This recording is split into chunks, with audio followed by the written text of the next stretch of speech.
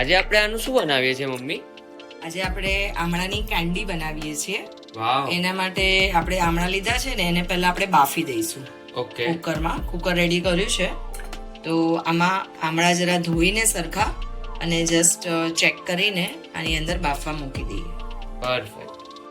તો આની અંદર આપણે આ રીતે બધા આમળા મૂકી દઈશું બાફવા માટે કુકરની અંદર. ઓકે.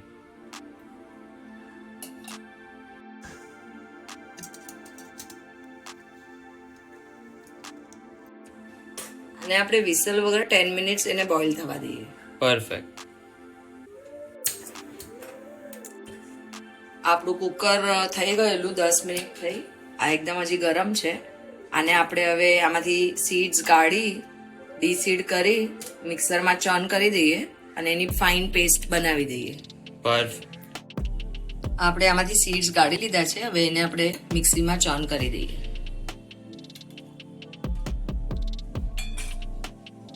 માં આપણે પાણી નથી નાખવાનું, ડ્રાય ચર્ન જ કરવાનું છે.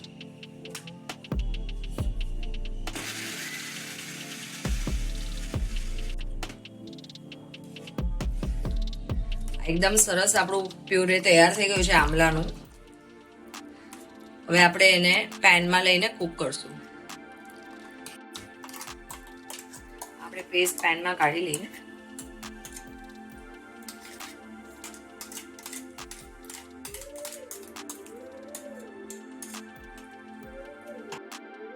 આમાં આપણે નાખશું બ્રાઉન શુગર નાખશું.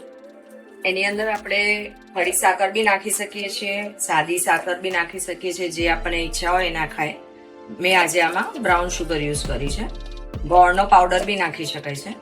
એમાં થોડું મીઠું, થોડું સંચળ એ પણ આપણે નાખી દઈએ.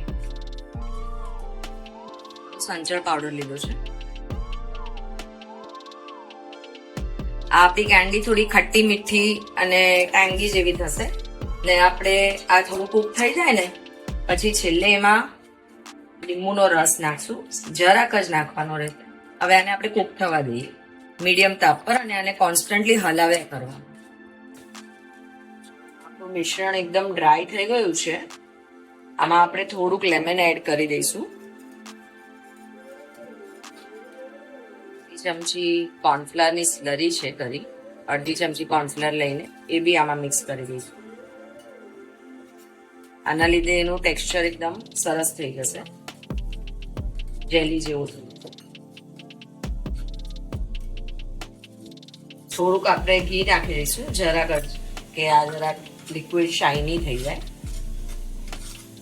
અને હવે આ 2 મિનિટમાં આપણું રેડી થઈ જશે. પછી આપણે એને સેટ થવા મૂકી દઈશું. એકદમ ડ્રાય મિક્સચર રેડી થઈ ગયું છે. હવે આપણે એને કાઢી લઈશું અને સેટ થવા મૂકી દઈશું.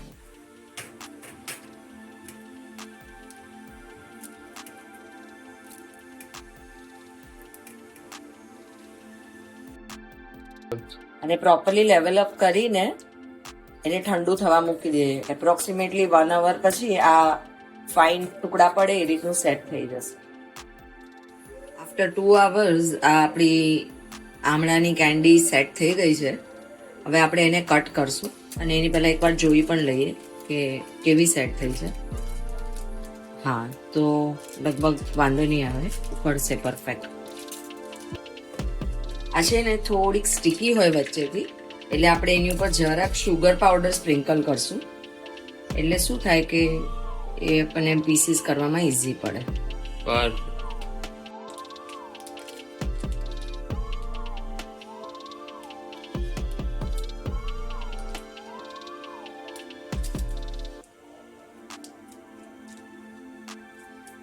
આમ કરવાથી આપણા નાઈફ પર એકદમ વધારે ચોંટી નથી જતું અને ઇઝીલી કટિંગ કરવાનું ફાવે છે આપણે.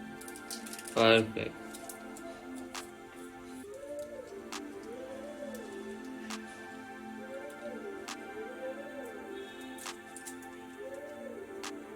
આવી રીતની આપણી આ કેન્ડી રેડી થઈ ગઈ છે.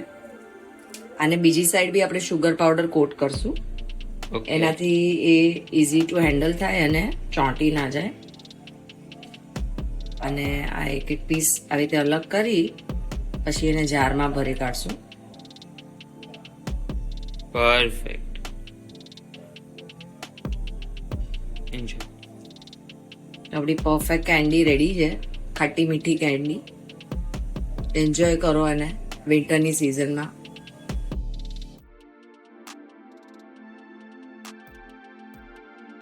તો ગાઈઝ આપણી પરફેક્ટ આવલા કેન્ડી રેડી છે. તો અગર તમને રેસીપી ગમી હોય તો do subscribe the channel. Bye bye. Bye. તો ગાઈઝ આપણી પરફેક્ટ આવલા કેન્ડી આવલા કેન્ડી ચલો